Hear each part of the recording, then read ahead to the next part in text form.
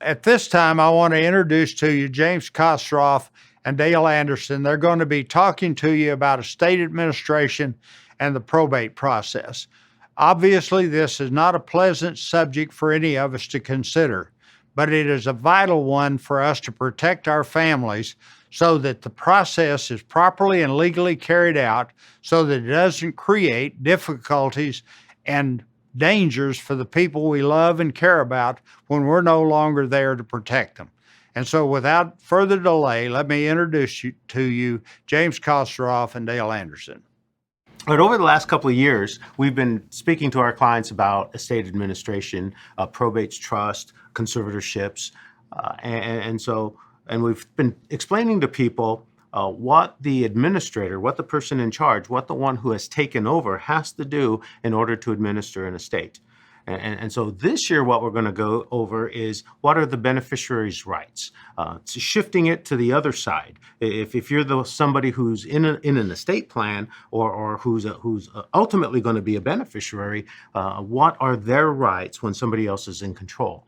So just to start off with a general summary of an administration, the administration is essentially if somebody else is taking over and making decisions for somebody else. As an example, I can appoint Dale to make decisions for me. If he starts to make decisions for me, whether they be medical or financial decisions, that's an administration.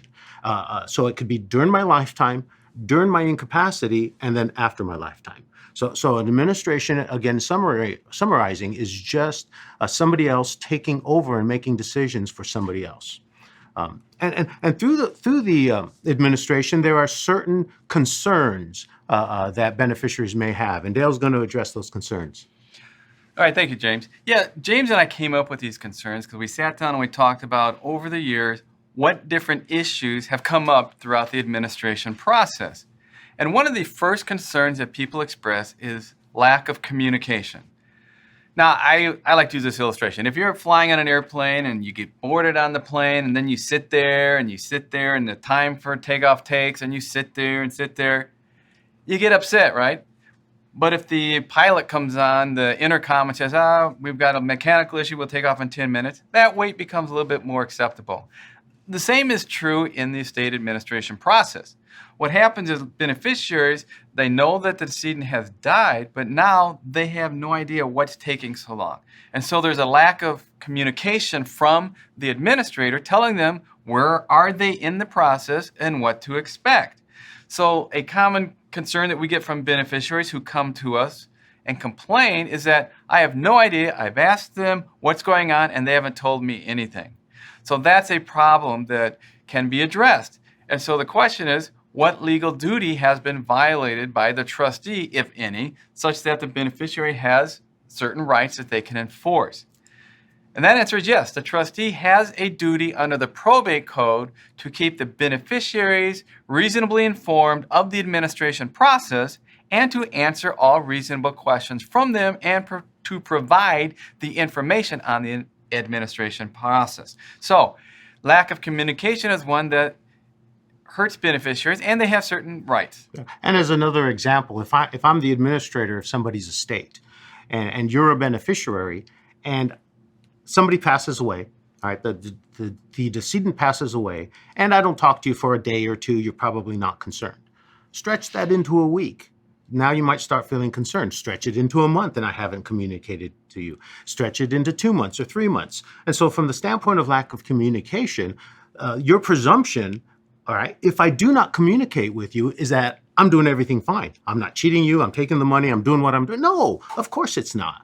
We presume that the lack of communication is that I'm doing something wrong and I'm just trying to hide it and not tell you about it. And so communication becomes very, very important. So if, right, so one of the responsibilities is communication, and so the beneficiaries just want to be kept informed of what's going on.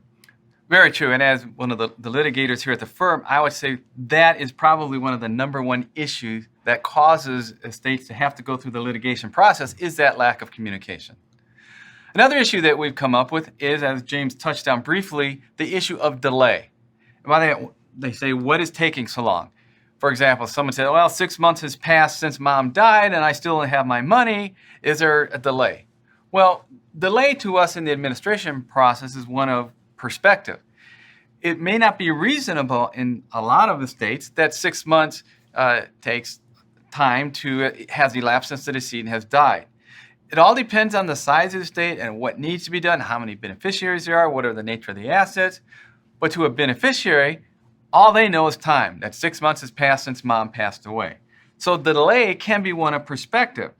To us, as we represent trustees, that may not be, 6 months may not be an unreasonable length of time at all because of the nature of the business and what has to take place, the moving of properties, the changing of names, etc. But to a beneficiary who has to wait for their inheritance, any delay to them seems inappropriate. That is true. What we typically will tell a trustee when they're coming in and seeking counsel from us is we'll tell them that, consider 12 months to be a typical length of time for an administration of a trust. Probate's going to be longer. Of course, conservatorship is going to be during the remaining lifetime of the conservatee. But suffice it to say, we tell people 12 months, and that way, if it's less, or if it's more, but right around into the 12 months, everybody's okay. Now, if the representative, if the trustee tells a beneficiary, hey, I'm going to have this all wrapped up in 2 months, and it takes them 4 months, what happens? What's the beneficiary doing after 2 months? The beneficiary's knocking on the door, calling them up, and asking them, hey, you said 2 months, and here it is 4 months later, right? Exactly. And as we tell our administrators, any trust administration will take at least 4 months. Based on the notices that have to go out to the beneficiaries, there's no trust that we administer that takes less than 4 months to conclude. And as James said, the typical ones are more like 6 to 12 months. That, again, tells you why the communication process is so important. All right? Another issue that we have found of concern is the perception of favoritism. And by that, we mean, let's say there's 5 beneficiaries, 5 kids in the family, and one of them is living in the house. And the person who's living in the house is very close to the child who is the trustee. And the trustee just lets that person continue to live in the house, doesn't charge them rent. Well, the other 3 beneficiaries are saying, hey, wait a second, that's not fair. Is there a problem with that? And the answer is yes. One of the duties of a trustee is to treat all beneficiaries equally and to show no favoritism. So when there is any favoritism, or even the perception of favoritism, that causes a problem for the beneficiaries. And so are there remedies for that? Yes, there is, of course. There are certain steps such as reminding the trustee that they have a duty to treat each of the beneficiaries equally. Well, I wouldn't necessarily say equally because not all beneficiaries have the equal share, right? And so I tend to say they have to treat them in a like manner. And so since the beneficiaries may not be equal, they're not going to treat them equally. But for the most part, they're going to be treated the same way or should be treated the same way. Exactly. I couldn't have said it better. Well, that's why you didn't. All right. Another problem we have is the decedent's lack of communication. Now, we talked about the trustees or administrators' lack of communication, but another problem we have encountered over the years is the actual decedent's lack of communication. And what do we mean by that? Well, sometimes the decedent has the best of intentions, and they intend on making their estate plan a certain way, and they intend on having amendments made to their trust, but somehow they forget to go to the attorney and they forget to accomplish it. Yeah. That can create some problems. And then we have the problem that the beneficiary says, well, mom told me I was going to get this, or dad said this, or grandpa said I was going to get this. And so there's the failure of the decedent to go to the attorney and actually accomplish what they had told the beneficiary. So there's a lack of communication on the part of the person who died with their attorney to actually get the estate in order that they had told their beneficiaries they would have. Yeah, I've had certain situations, and if you think about it from a personal perspective, sometimes we tell people something just to shut them up. All right, because they're yeah, once in a while. All right, but basically, if you think about it, if somebody's constantly harping on you, oh, can I have this? Can I have this? Can I have this? Or can you do this? Well, or name me as this, or do this. So a lot of times, the decedent during their lifetime might have said, okay, I'll do it. I've done it. I've taken care of it just to calm things down. but they never had the intention of doing it anyway. And so we find that that'll happen a lot of times, that they'll tell the person they're with, who is harping on them, all right, or who is constantly at them, that they'll tell them, yes, I took care of it, it's all been done, but they really didn't do it. Yeah, and in the state of California, the rule of law is not what did the descendant intend to do by their estate plan, but what did they intend by what they did do in their estate plan. All right. So another issue that we have is the beneficiary not receiving a copy of the estate plan. So again, I've had people come to me that they said, Grandpa told me I was going to be in the estate plan, I was supposed to be getting this much, but I don't have a copy of the trust. How can I see if I'm actually in it or not? Is there any remedy for them? Is there any method by which they can get a copy of the estate plan? Well, it all depends. Under California law, if you are a beneficiary under an estate plan, you have an and that estate plan becomes irrevocable, such as when somebody dies, so they cannot no longer change their estate plan. Yeah. Any beneficiary and heir of that estate plan has an absolute right to see a copy of that estate plan. So the problem is if the beneficiary thinks they were supposed to be in the estate plan, but they've never seen a copy, how do they know? Well, one way is by simply writing a letter. The short answer is they will have a right to receive a copy one way or the other. We like to try it the easy way of simply writing a letter to the trustee or the trustee's attorney and asking for a copy. Because if they don't give it to us, there's always the method of starting a lawsuit and then having a subpoena for that document, even if it's to find out they're not a part of it. But they do have there are different methods and remedies available to them to actually obtain a copy, and we have actually helped people in that process of getting a copy of the estate plan to determine were they still in it or was there an amendment made to it that took them out of it. That is correct. And that would be the case even if it's a probate, so there's a will, or if there's a trust, and that trust has become irrevocable. So what are the remedies? Well, as one of the litigators here, unfortunately, sometimes there's litigation. I like to tell people this. Remember those kids that used to fight over toys when they were kids? Well, guess what? They still fight over the toys. The toys have just gotten a little bit more expensive. And while mom and dad, when they were alive, they served as the referee of those fights. When mom and dad are gone, guess who has to serve as the referee? The courts do. So unfortunately, sometimes the remedies are through court. But we at Koppenbarger and Koppenbarger, that's usually a resort of last resort, a remedy of last resort. We usually like to start off first off with having them contact whoever the trustee is to try and resolve it. If they can't, through that kind of informal communication, get resolution, they come to us. We would typically start with just a letter to the trustee or the trustee's attorney asking for the information. And then unfortunately, sometimes we do have to escalate it to actual litigation to get the remedies. But there are definitely remedies that can be addressed. But before we know what remedy is appropriate, we would need to sit down and meet with them. And as part of that process, we go over what are the trustee duties and say, how has the trustee done and have they violated any of these duties? Yeah, and which rights do the beneficiaries have? That is correct. So what we're going to do now, we're going to kind of review some of the last couple of years, but we're going to review it from the inverse, right? Because the last couple of years we're talking about the next couple of discussions about what the trustee is responsible for, and now we're going to just shift it and say these are the expectations of the beneficiaries. All right, and so the first one is kind of shifted up into legal requirements, and so we're going to cut this up into three basic requirements. What are the legal requirements, either during someone's lifetime, right, during an incapacity, or after lifetime? And then what are the tax issues that need to be addressed? And then lastly, how do assets transfer?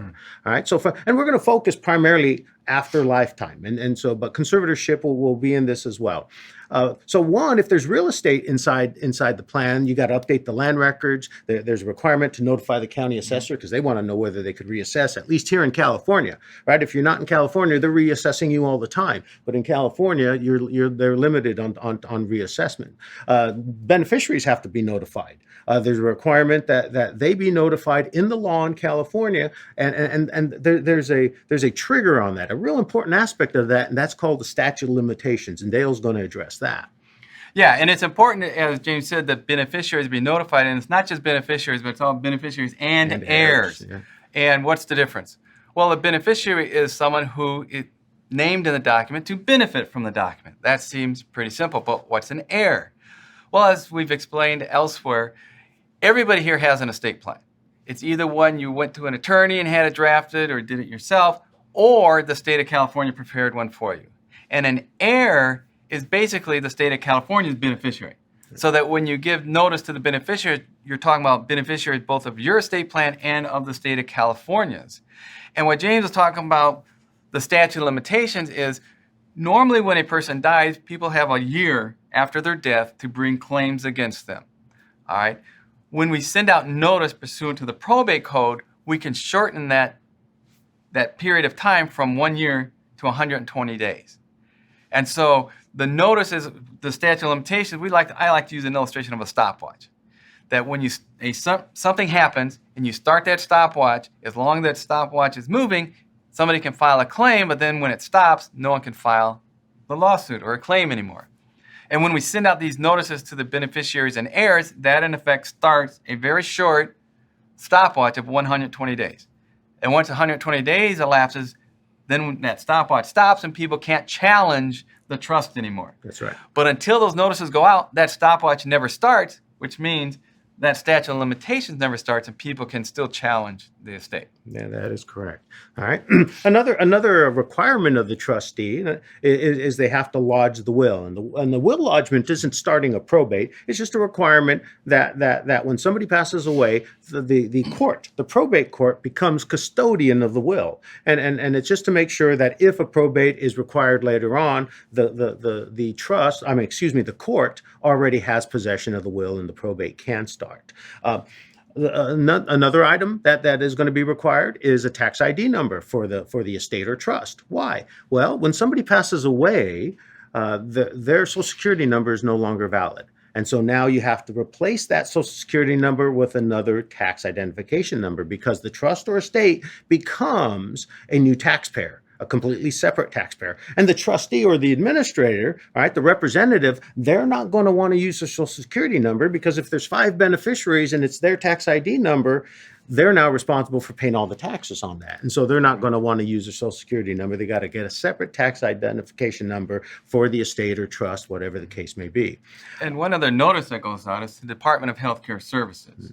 And that is to notify them of the person's death, because Department of Healthcare Services is one who runs Medi-Cal, or administers Medicaid, which in California we refer to as Medi-Cal. And so they search the records to say, have we made any payments on behalf of this person? And if so, we have a lien. Yeah. Well, there's also another reason why we there do it is as well. There is one, and one of the main reasons I like doing it is Social Security fraud. I do not know right now if somebody is using my Social Security number to get government benefits. And so I like to send that notice to the Department of Healthcare Services in order to put them on notice that that particular Social Security number is no longer valid and they shouldn't be making any kind of payments to anybody using that number. And lastly, as a legal requirement, as it relates to taxes, that the trustee, the administrator, is going to have to notify the IRS that they're now responsible for receiving the information and communicating with the IRS. And that way, any tax information that the IRS is going to send out to the decedent is going to now be diverted and sent to the administrator or the representative of the estate. Right. And so those are the primary legal issues. And so if we bring those up in a beneficiary's rights situation, why are we bringing them up in a beneficiary's rights situation?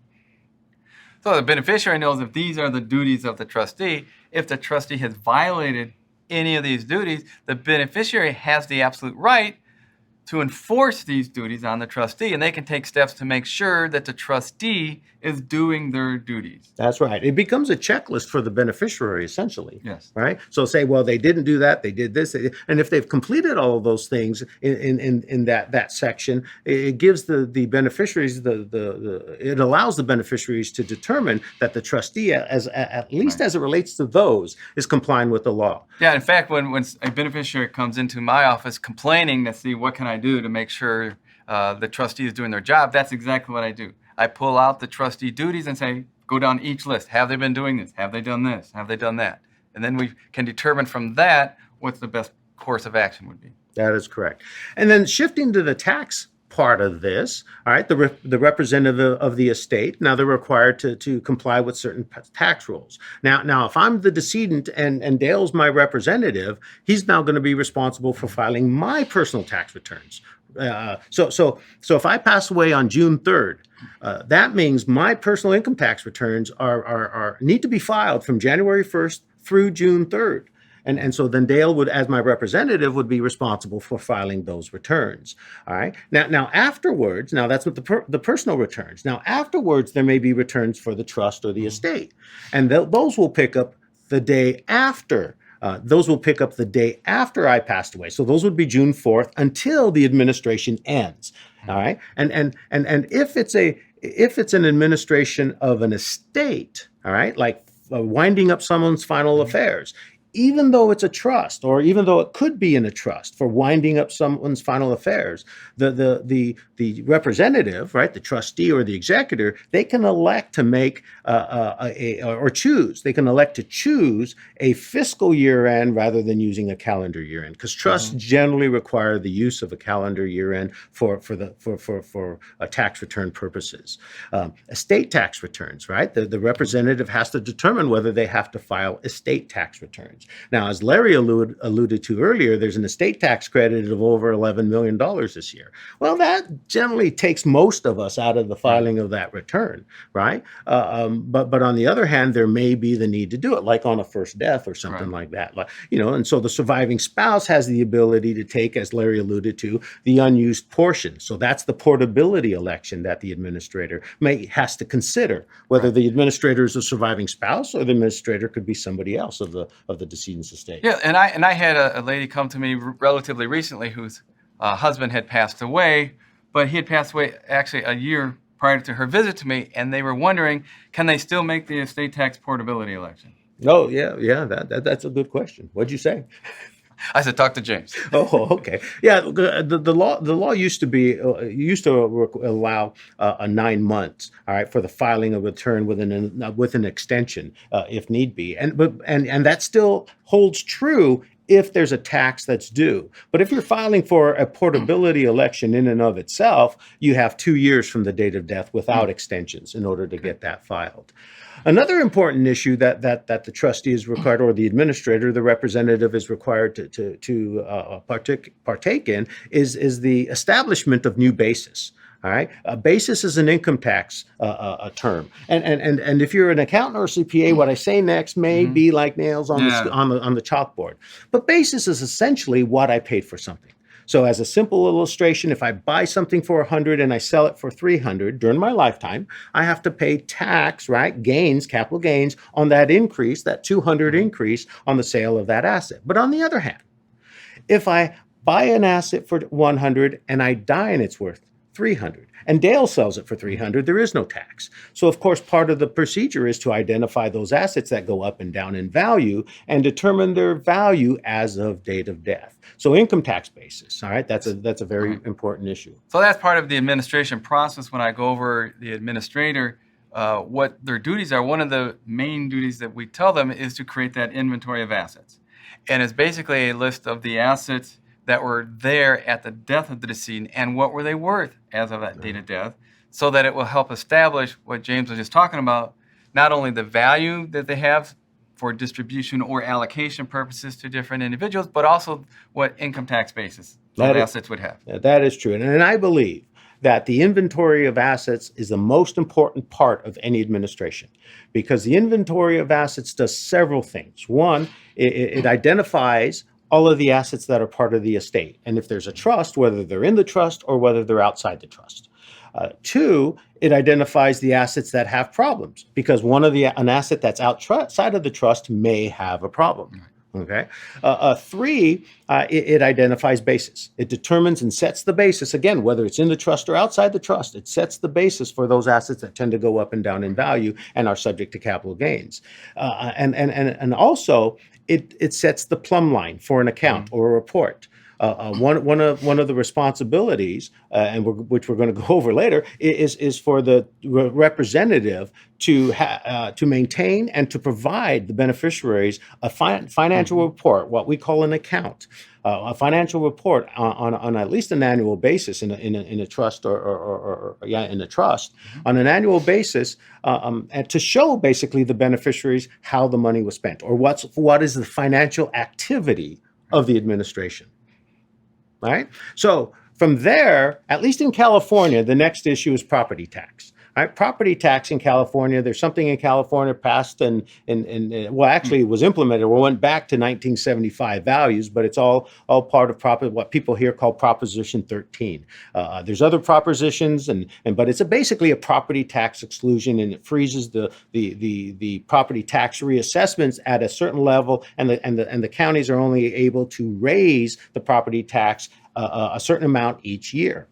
Well, in California, one of the things that people are real excited about is if the property tax increases, right? If there's been somebody passing away. Well, the general rule is anytime someone passes away and there's a transfer of an ownership of interest, ownership of property, real estate, or a transfer of interest, right? An interest. They may not have owned it, but as a transfer of interest of real estate, there's a reassessment. That's a general rule. There are exceptions, 100% exception if there's a surviving spouse and it goes to the surviving spouse, and there are exceptions to children currently under current law for the primary residence and other real property, but it's not 100% for the other real property that they own. It's only $1 million of new basis of property other than the primary residence.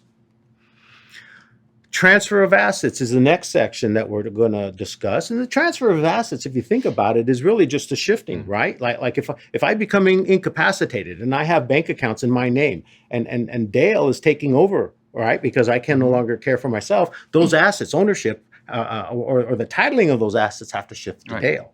Right? If I pass away, same thing. If it's in a probate and he's the executor, he's got to get all those assets transferred from my name into his name at the appropriate time. And if it's a trust, the same thing. He has to get those assets transferred from my name to his name. And so the different types of assets or the transfers of assets are going to be determined by how those assets were owned during my lifetime. So again, if I own something in my name alone, then those assets may have to go through a probate or some kind of a probate procedure, maybe not the court, but some kind of a probate procedure to get them to the next level, right? To get them to whoever they're supposed to be owned by. A jointly owned property, that's a property that like Dale and I own ourselves, right? Like let's say we own a piece of property together. Well, what happens when I die? If I die, we own a property together. What happens? It's mine if it's true joint tenants. All right, and so that's basically what happens, right? And so it's automatically his. Right. Now it doesn't matter whether there's a trust. It doesn't matter whether there's a probate going on. It doesn't matter of any of those things. So if he and I own an asset together, and I pass away, if it's a joint tenancy with right of survivorship, he's the owner. What happens if it's joint tenants in common? Right. If it's tenants in common, then you have the laws in the state of California establish what happens to your half. Yeah, my part. And it can be through your will if you have a will. If you don't have a will, can go through the laws of intestate succession, whatever the will of state of California is. Yeah. Beneficiary designated accounts. Those are most commonly retirement accounts, IRAs, 401ks. They could be life insurance. It could be annuities. Or it could even be an investment account or a bank account if it's a transfer on death or a pay on death, right? Well, so what happens with those, right, if I pass away? Well, whatever the beneficiary designation is, that prevails. It doesn't matter who is the quote-unquote owner of that asset. Even if the trust is the owner of that asset, if that asset had a beneficiary designation on it, it goes by that designation. And that's why it's so important, whether it's a solely owned, jointly owned, or beneficiary designation, is it properly in the trust? Mm-hmm. And I think Robert's going to come up in a little bit and talk about making sure it's properly funded, but this is why proper funding of your trust is so important. Yeah. So tell me this, though. What happens to one of those beneficiary designated accounts? What happens to one of those accounts if I become incapacitated? If you become incapacitated, that beneficiary designation still has no access to those accounts because that beneficiary designation only becomes effective when you die. but it can trump your well-laid estate plan. For example, I had a lady come to me whose mom had just passed away. And she indicated she and her sister had visited mom every day in the hospital, but brother had abandoned mom, had moved out of the state, and never saw mom. So mom said, you know what, I want to reward my daughters. So she wrote a will leaving everything she owned to her 2 daughters and specifically cut out her son. And they got everything, right? And no, when she came to me, she asked, is this will valid? I said, absolutely, it's valid. You can basically do whatever you want with your estate. Let me see the assets. And when she started pulling out the assets, every single asset she presented had a beneficiary designation on it. And the beneficiaries were all 3 kids. All 3 of the kids. So even though she had spent the time to lay out her estate plan, she did not properly address the beneficiary designations, and that's what prevailed. Yeah. Another way assets will transfer is through probate. Right? And a lot of people are afraid of probate and scared of that word and such. Well, we as lawyers aren't afraid of that probate, huh? We like probate. We like probates. But suffice it to say, even if something has to go to a probate, there's a way it transfers, right? It has to go through that process, has to go through that procedure, whether that's involved in a court or not. And so from that perspective, we got to look at what the will says, right? And so as it has been alluded to earlier and probably will be even later, there's a will. You have a will even if you have never signed a document. The state provides you a will, and so if there's a probate and you don't have a will and there's something in your name alone, all right, that thing is going to go, or that asset is then going to be transferred after that probate procedure to whoever those heirs of that state plan is. Now, if you have a will, it's going to go to the beneficiary of that will. And so that's how that's how an asset will transfer if a probate is required. Now, sometimes a probate or an asset will go through a probate even though it was an asset that has or that could have had a beneficiary designated to it. Yeah. And when is that? Well, when there's no beneficiary. Right? And so if there's no beneficiary, then it goes to the decedent's estate, and it goes through a probate and a probate procedure in order to go to either the heirs or the beneficiaries of the will. True. And it's important to know that when we talk about probate and probating wills, what gets probated is what is in your name only. The things that had the beneficiary designation, they don't get probated. The things that are in the name of your trust, they don't get probated because they're not in your name. So the only thing that a will governs is what's in your sole name. And your sole name, what is a part of your estate, your probate estate. And then the last way items will transfer is through a trust or via a trust. And it all depends on whether it's a trust created by a single person, a trust created by 2 different people or 2 or more people, but it all depends on what happens because the trust should dictate how things transfer. And that's one of the, and the trust is not subject to court proceedings of any kind in and of itself. Somebody has to force it into the court. All right. And so these are so again, why are we talking about this? What are the beneficiaries' rights? And so, a representative may be lax on addressing some of these responsibilities, and the beneficiaries then can either force the issue or do whatever is necessary in order to get things rolling, get the trustee or the representative off the dime. Okay. Right? Exactly. Okay. And so now the representative, and what we're going to go over are the trustees' responsibilities more than the executive, but they're going to match, and it's going to match almost no matter what state you're in. And so there's some general obligations, some general duties of the trustee. Why don't you mention those? Well, I like to say that there's basic 2 duties of a trustee. 1, do what the trust says. And 2, do what the law says. And I usually tell them it's in that order as well. Yeah. Because generally the law says, well, the trustee should do this and that unless otherwise specified in the document. So the law usually defers to the trust document itself to lay out what the requirements of the trustee are. The only thing you can't do, the trust just can't have anything that's quote unquote against public policy. But if you've got one of the Koppenbarger and Koppenbarger trusts, you can be guaranteed if the trustee does what the trust says, it'd be complying with the law. Yeah. Or you can't do what's against the law. So I can't put in my trust that in order for you to get your distribution, you have to kill somebody. Right. That's against public policy. Yeah. And the other thing the trust can't do, the trust can't say, well, the trustee has no fiduciary obligations or doesn't have to follow fiduciary laws because that's contrary to what the nature of a trust is. That is correct. And the first requirement of the trustee's duties, right? The first requirement of law is to do what the trust has to do. So as Dale alluded to earlier, you first have to do what the trust has to do, then do what the law says, and the first law is do what the trust has to do. All right. The basic of the trustee's duties, though, is to do what's in the best interest of the beneficiaries. Right, and so as a summary, they're going to do what's in the best interest of the beneficiaries and not of themselves. So there's not going to be any self-dealing. They're not going to commingle anything. They're not going to take advantage of any of their position as a trustee. But they're always going to look out for what's best of the people they're representing, and they're representing the beneficiaries. And if the trustee is also a beneficiary, I always tell them, never consider yourself to be a beneficiary. Always consider yourself to be the trustee. And why is that? Well, if I consider myself to be a beneficiary, I'm going to say, well, this is kind of mine anyway, and so I'm going to just start taking it and using it. And so if Dale's another beneficiary of that trust and I'm taking it and using it, what am I doing? I'm violating several of these requirements under state law. Right. Yeah, and when I represent, when trustees come in, I usually tell the trustee, and if there's like more than one kid there, I said, pretend you're not the trustee. If you're the other beneficiary, how would you want your sister to act if she was a trustee, et cetera? In other words, treat the other people how you'd want to be treated. Yeah. Yeah, and so there's a long list, and you've got it. You have it there, or it's behind me, or somewhere. All right, there's a long list of duties of the trustee that you can go by, and again, that becomes our checklist. And I think there's a couple of important ones there. Like I said, the duty to administer the trust, also the duty to account. Right? There sometimes we see a trust that says, the trustees do not have to account to the beneficiaries. Right?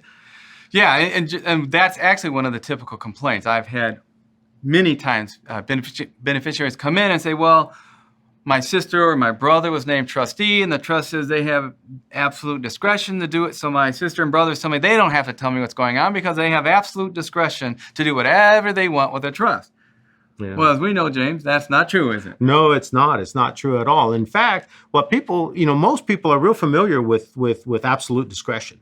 And so some people out, you may either be a child or you may be a parent or you may have had a parent. One of those apply. And if not, we got other issues. Yeah, we got other issues. Yeah. But suffice it to say, all right, at one time or another, you may have heard a parent or someone else's parent, right, say to their child, do this. And the child would say, why? And the parent says, because I said so. That is sole and absolute discretion, because I said so. And as a trustee, you can never say, do this, or I'm doing this because I said so. True, because the California Probate Code specifically says even when absolute discretion is given to the trustee, that discretion has to be exercised within the bounds of their fiduciary duties and within what the trust itself says they have to do.